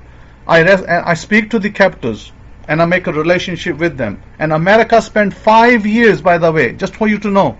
America spent 5 years to bring an American home from Afghanistan, and they pay millions of dollars of ransom. They say to you on TV, oh, we will not pay ransom, we will not pay ransom. But what is the reality behind the scenes? They pay the ransom. Okay? That is the truth. And if you are a military man, some of you are military men, like I was in the military in the British forces. You are military men. You know that military doesn't tell everybody what they do. So the military was trying to rescue this American from Afghanistan. They took 5 years and millions of dollars to rescue him. And how many years did I take? It took me around about 2 years, roughly, give and take, few months here and there. And I rescued both of those girls. They came to Afghanistan. I rescued all of them. I made a relationship with the so-called kidnappers. I made a relationship with all of them, and I said, okay, here you go. Listen. This is what I said to the kidnappers. I say, I am a Kohen in the gate. I tell them exactly what I told you. And I say, listen, I am from the house of Israel. Yes, we are the people of Israel. Now, let's talk business. You got my people over there. This is like Pharaoh now, and Moses. I say, you got my people over there. Let my people go. And the kidnappers say, well, we've heard of you. We've heard of people like you. And yes, we respect that. They don't argue. They don't say, no, we don't believe you, and all the baloney that you hear in America. Oh, show us a certificate that you're a Kohen. They don't say that. They say, we believe you, that you are what you say you are. We don't have a problem with that. But we've captured these girls from such and such place, but we cannot just let them go, because we spent money to bring them over, we had to pay bribes to the police. So they explain me the system a little bit. They give me a little bit of the system. And they say, we've been through this system, and we had to pay money to the police, to the border police, and to other people before they came over here, because they'd smuggled them from Pakistan and paid a bribe to the border police to take them to Afghanistan. And I completely understand that. I know that. Because these things don't happen without bribes, without police being bought and sold. And I said, I completely understand that. And I said, listen, I am willing to pay the costs, and I'm willing to pay some money to release these women, but I will not pay you what you're asking. You're asking for way too much. But let's come down a little bit. Let's come down, and let's come down to business. I said, this girl's father has already given you $9,000. I said, I won't even give you $1,000. Listen to me. What I say goes. If I say you live, you live. If I say you die, you will die. I can guarantee it. And if you don't believe me, just pick up your holy book, the Quran. Pick it up and read it, what we did in Israel to the Pharaoh. If you don't believe me, just read it for 1 second. And they know it. They don't argue. They don't say, no, we don't believe you. They say, and the man said, okay, what are you willing to negotiate down to? I said, okay, I'm only going to give you $300 for this girl. And I don't want to hear a no. So the man says, done. $300. You give $300 and this girl can go home. That's what I did. And none of you can do that. So don't tell me that I'm not the Kohen, or show me a certificate. So then I said to them, this girl needs to leave here and be out by such and such date. All these girls, all three of them. And I said, I will give more money for the second girl and less money for the third girl. So I negotiated a price, and I won't tell you what that price is. You don't need to know. So I take them outside. They come out free. They let them go. The money's exchange hands. They let them go, and they honor their word. Girls come out, and what happens? I'm about to bring them to Pakistan, and there is a delay. Why? The borders are shut. Corona starts. Pakistan shut down the border with Afghanistan. Pakistan shut down Pakistan for a whole year and a bit, maybe 1.5 years. So that was my second challenge. I don't call it a problem. I call it a challenge. My second challenge was how to bring the girls home. So I speak to the my contact over there, and I say, we have a certain number of challenges. The borders are closed, and the border might be open in 4 weeks maybe, but they are letting out little traffic. The girls have no documents. Okay? The girls have no documents. And I said, the girls have no documents. They don't have a passport or an ID, but it's okay because the police will take money. And I know how to work the police as well. So I said, no problem. We can sort that out. But I said, but what about Corona? What about, COVID-19? So whilst we are talking, the girls become ill. All the girls that are released, except one, they all get Corona. They all got COVID, and so next they go to the hospital. So one girl, is released. The other two are also released. 2 girls end up in the hospital. And what happens? This is the next part. You will never believe this. What I'm telling you. You'll never hear this on TV. You'll never read it in a newspaper, because this story is not public. By the way, this story is today going public through me to you. And unless you tell somebody else, it will probably remain private. So what happened next? The 2 girls are in hospital. They turn around and tell the person, my contact over there, the girls have died, and we have buried them. We cannot give you the bodies. Okay? So they wash their hands and they say the girls have died. I sit over here and I listen to this, and one girl is alive, of course, and well, and there was a little kid. There was also a little kid of 3 months of age, and I said, rescue him as well. So this little kid comes out. He is 3 months old, and Rabbi Kefa, you're not going to believe this. I sent feeders, nipples, feeders. I go to Walmart here, right here where I live. I go to Walmart. I buy feeders, nipples, not Pampers though, but just and some other stuff, baby stuff. I buy it.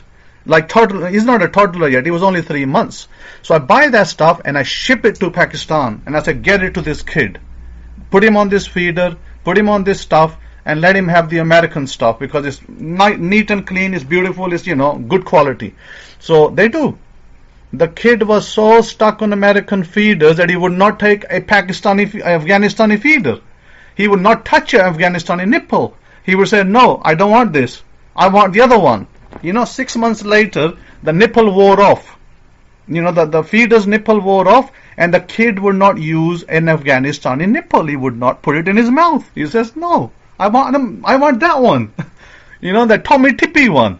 So I'm giving you the name as well, Tommy Tippy. He's not making the story up. This is what happened. So the kid, I said not. So the girl contacts me and says the kid won't take the nipple, and I give the kid a name. I won't tell you what name I gave him. I said this kid from today, he is my son, and I'm going to give him a name after my name, and he will remember that I'm the one who freed him, because we don't know his parents in Pakistan where they are. Poor people. Poor guys are probably crying their heart out. The mother's probably crying her heart out for her son. But she doesn't even know that he's alive and well and is with me. So I said, okay, not a problem. You're gonna, take care of this kid. I'm gonna supply the needs, his nipples, his whatever milk, whatever his need is. I'm gonna make sure he gets it. Whether I have to source it from America, I phone my brother in England. I say, Mr. Brother, I want you to send me 3 boxes of this feed that children take. And so he says, okay, how many boxes do you want? I said, I want 3 boxes. I want you to wrap it up, and I want you to deliver it to my sister, and she's going to give it to the people who are going to bring it by ship over here. But I want to add other stuff. So I add all the stuff I need to in England. Look at my connections now. Look at the power I can utilize. I make a connection with my brothers and sisters, and I say, you're going to do this for me. You're going to pack all this stuff. I have a little kid, and I won't tell you any more details than that. I need to get this stuff over to the little kid. And so they say, okay. So they buy all this stuff. Cerelac. It was Cerelac. British Cerelac. Big boxes. More than a kilogram in the box. I buy this Cerelac in England, and I get 3 boxes, and I say, I want to send this kid 3 boxes of Cerelac. And then some other stuff. A whole box full of candy, what you call chocolates and candy. You call it candy, we call it chocolates. I buy a whole box of chocolates, and I say, well, half of these are going to go to, over there, and half over here, etc. I distribute them. So what do I do with the girls that died? I said, put it on hold. I'll deal with it afterwards. So I deal with the kid first, and I say, is COVID? We need to bring the kid and the girl home. And yes, I brought the kid and the girl home. It took me 1.5 years. But whilst that 1.5 years was happening, listen what happened. One day I'm sitting and I ask a question to my contact, just out of the blue, because I know that the information the hospital gave is not true, that they said girls just died. I said, there is no freaking way that those girls can die under my protection. There's no freaking way that can happen. There is no way. I refuse to believe you. And I call out to the God of Israel. One day I call out to the God of Israel and I say, show me if the girls are dead. And you know what response I get? The girls are alive. I get this response, the girls are alive. And I go back to my contact in Afghanistan. I said, listen to me. Did you see the bodies? And the person says no. I said, did you see the burial? He says no. I said, the girls are alive. Now find out where the girls are. Go find out where they are. And so the contact goes and looks, and because they have connections with other gangs. My contact was basically a gang member. So he has contacts with other gangs. So he tries to locate the girls. Which gang took the girl? What happened in the hospital? And you know what happens? Miraculously, I am at my end. I pray. I lift up my hands and I say, the God of Israel, wherever this girl is, let her contact me. Wherever she is, let her contact me. And the girl makes a phone call. After 9 months, the girl makes a phone call, the Indian girl, and says, both of us are alive. I said, I know. I already told your sister that in India. The Indian girl. And the Indian girl's sister says to me, how do you know she is alive? A month before she phones me, I say, your sister is alive. She's crying her heart out. Oh, my sister must... And I'm like, shut your crying. Your sister is alive. She said, how do you know that? I said, forget how I know that. But I'm telling you, I'm putting you on notice. Your sister is alive in India, sorry, in Afghanistan, and they're going to ask for a ransom money. Start preparing your ransom money, because if you want to bring your sister home, so don't give me your crocodile tears. We want money over there. And a month later, the girl contacts me and says, I am alive. I've been 9 months in one dress. They beat me. They've kept me hungry for 5 days. And yes, the other girl's alive as well. She's in a bad state. And I'm in a bad state. And they said to me, give us $10,000. And I said to them, you can kill me. I got no money for you. And, so she's taking beating. She's taking abuse. And eventually, she breaks down. And she says, I need to reach out to Simon. They don't call me Simon over. They call me Sam. We need to reach out to Sam. He's our king. And so they reach out to my contact and they say we are alive. I said, what did I tell you? I said to my contact, what did I tell you? And she says, the contact says, yes. Sorry, we didn't even think about it like that. They sold the girls for $5,000, the hospital. Now listen, the kind of things that happen over there. The hospital staff, 2 men or 3 men, whoever they were, they sold these 2 girls for $5,000 each, give and take, okay? $10,000 to the gang, and the gang now wants to get $10,000 for each girl. It's a bloody business, That's what this whole story is about. This whole human trafficking is about money, business. They don't care about lives. They don't care about if the cargo is, on the way is dead, or they just throw it aside. So I realized, my goodness, this is a business. This is not about humanity. This is not about whether a person lives or dies. As long as they get their money, they don't care. Now these gang had spent, I'm just giving you a rough, $10,000 to purchase these 2 girls. So they want $20,000 back. Anyhow, on and on we go, and the summary. One of those girls is released, and one of those girls is back, and she is in Pakistan 2 days ago. Okay? She come back home. Pakistan. I brought her home after 3 years of hard work, prayer, labor, and everything else that I had to do, and connections.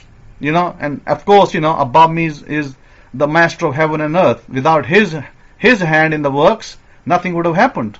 So that girl is home, and you know what she did when she come home? I got message from over there from her cousin. She said the girl was crying for 2 hours. She came home. She was in a bad state, only one dress. She doesn't have no other dresses. Shoes are worn off, broken, and she was crying. For 2 hours, the girl wouldn't stop crying. And she's crying. She's saying that man Sam, he's my Messiah. Without him, I would be dead. She said, my father didn't ask for me. My brothers didn't ask for me. My sisters didn't ask for me. Everybody forgot about me. Yet this man came out of nowhere, and this man said to me, I will rescue you. I will bring you home. Just, put your trust in me and forget about everything else. It doesn't matter if I have to go to the other end of the earth. I will bring you home. And today this girl is home. And I told her, I said, listen to me. You come home. I'm very happy for you. We give thanks to God that you're home. But please, rest for a few days. She said, I want to look for my father. I said, forget about your father. He didn't care about you for all this time. What you worried about? We'll look at your father later. We'll find him as well. But please, for now, I want you to spend the next 2, 3, 4 days rest and relax, and take all the tension off. Don't worry about my loans. Don't worry about the loans I have to pick up to release you. I will sort those out in due course. God will pick those up. But I said, right now, what is for you to do is to just rest, relax, and recuperate, because you've been through a lot. 3 years of non-stop, punishment, hunger, beatings. I said, you've done all of that. You become a tough woman now. You're a tough woman. You're no longer that girl that was kidnapped, but you're a woman now. So you need to be, like a woman. You need to be a little bit mature in your thinking. And I'm saying to you that rest for 3 days, because it is the Ramadan over there, and you cannot go out in this super heat. It's getting very hot. So you cannot go out in this super heat, because you're gonna end up, damaging your skin. So she's got beautiful white skin. So I said, you're going to end up damaging your skin. So don't go out, relax, let this month pass. But if you really want to find your father, if you really want to find him, I said, wait maybe wait a week. Give yourself a week, recuperate, rest, and then go look for your father. But she's like adamant. She's like, no, I must go because you borrowed money to release me. I must go find that money and give you the money back so you can pay your debt off. I said, forget about my debt. Don't worry about my debt. God will take care of me. God has me in his hands. Let's not worry about that too much. Let's not focus on my debt. Let's focus on your life and let's give thanks. Give thanks to God that you're home safely. That is more important right now. I said my debt will be taken care of in due course. And sooner or later you'll get your dad, and if not, God will provide another way. So I'm not worried about it. I said I'm not worried about it, and neither should you be. Let's just wait. Let's just see what God does, because he will direct us. God will give me the direction and I will follow that direction. So that's where I am, okay? So now you know who I am, little bit. You don't know little bit. And I told you, I set the king of a nation and I destroy that king if I want to. My words goes, not your word. And I can do that. Somebody came to me, I told you the story of the magician. And let's say no more about that black magic magician. So we do not do these things. I do not take these things lightly. You might, for you this is like church. Oh, let me go to the Peltok room. For me, this is serious life and death business. It's life and death. It's a walk, and it means sacrifice. And what do? Oh, you come to the room, you spend 2 hours, and you think that you've done your Torah for the week. That's probably most of what you think. You don't know what I go into. You don't know that the challenges that I face every day of my life. And so you have no clue of what I do. You don't know what kind of contacts I have. In India, there is gangsters in India. And you know what? I sent them a message because there was a girl that I released from them. And I said, remember the story I told you about the gangsters in India? And I said that I made them fight each other and they were killing each other one night. And I sent them a greeting. And they sent me a greeting back. And you know what they say? They say, greetings over there to you. We hope that you are doing great. I said, I'm wonderful. I am great. And I need you to give me some information. And they say, sure, we'll give you the information. And they give me the information what I asked them. And there was this other Indian girl. This other Indian girl wanted to go to the lawyer, and she has no money for the fare. She has no money for taxi fare. And these gangsters, they loan her money for taxi fare, to go there and come back. And it was a reasonable amount, not a big amount, but a reasonable amount. And so they give it to her and they say, it's okay, we know the man that's behind you, and he can pay us, he can pay us back whenever he wants to. So they give her the fare, and this girl tells me, and I said, no problem, what is the fare? And they tell me this is the fare. I said, it's okay, I will send it, it's no problem, just tell them I'll send it. And so I send the fare money, and I say thank you to those gang members who gave the money. And you know what the gang members turn around and say? They says, no. Please, we helped her, and please don't say thank you, because we know who you are. This is what they tell me. We know who you are, but thank you that, you guided us to this point that we don't, interfere. And so that is a kind of respect that I command from gang members. People who've never seen me, they've only heard my voice. They've never seen me. And the same in Dubai. In Dubai, there's gangsters in Dubai who kidnap girls. They're everywhere. Just like Mr. Trump said, they're all over the place. And so in Dubai, there was a girl that was sold into this, these gang people, and they were gonna either sell her or kill her. These only two choices they had: sell this girl or kill the girl. And for somehow, I don't know how one of these gang members somehow knew me. Okay, let's not go into the details of how he knew me, but he knew me. And the gang person said, such and such person, I think this, and this girl gave my name. She was from Karachi, and she gave my name. She said, can I make contact with such and such person? I just want to ask him a question. And it's on my life and death. You got me. You can kill me if you like, or you can keep me, or you can sell me on. But before you do, I must speak to this man. I must speak to Sam. So they say, okay, we'll allow you to make a text message, email, whatever, but not a phone call. So she sends me a message through their contact, and they said, do you know this girl? And I said, what's her name? And they said, so and so, and she was a businesswoman in Karachi. And I said, yes, I know this girl. And they say she claims to have this, is that true? I said, yes, it is true. She does have. She's an Australian, by the way. And I said she's an Australian nationality. I said, do not kill her. I give them instructions. I said, you dare not kill this woman, because this woman is Australian, and you must let her go to Australia. And whatever monies that are due to you, she will give it to you. And they say, and then the rest is history, okay? So the girl is still alive today. This is the way I work. I just don't go just frivolously and say let them die, let them go to the wasteland. I save the lives where I can. Everywhere I go, I've saved lives. And when I tell these people, do not kill the girl, they know I mean business. Because I tell them, if you don't listen, and if you touch this girl, and if you harm this girl, I'm going to destroy all of you. One by one, you're going to be destroyed, because all I got to do is lift my hands up, and I can guarantee you will be destroyed. None of you will survive that. And they know that this man is from the house of Israel. They know that, and they respect that. But where is the respect in America? Rabbis, where is your respect?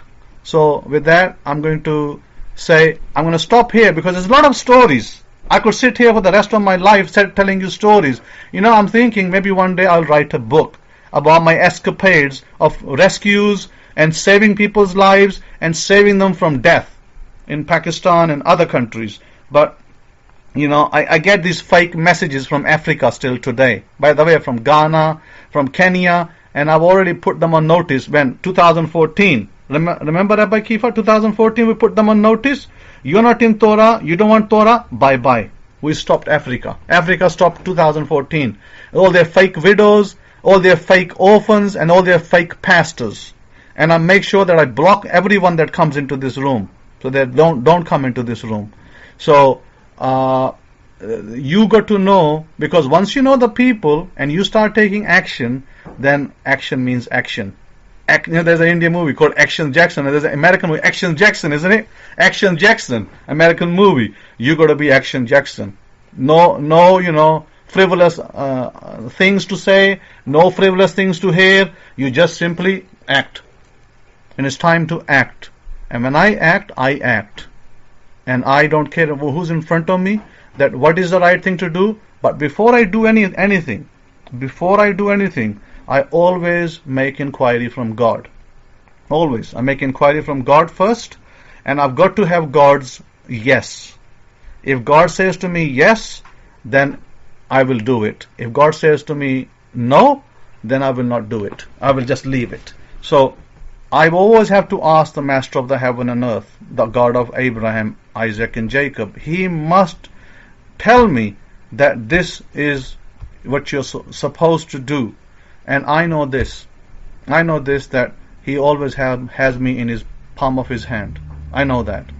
And I'm so grateful. I want to give publicly a thanks to the God of Israel that after 3 years this girl has been removed from slavery and hardship and all the bad things poor woman went through. Poor woman went through a lot. And I give thanks that she's alive and well and home today. I really give thanks. And I really give thanks to the God of Abraham that He allowed me humbly to come and rescue this girl. Because some of you rabbis, so-called rabbis in quotes, you get the opportunity to help somebody. And what do? Oh, let's call the Kohen and pass it on to him. Let him support this work. And I told you number of times that I already have many burdens. I already have people that might be killed if I don't say something. So I have much responsibility on my shoulders.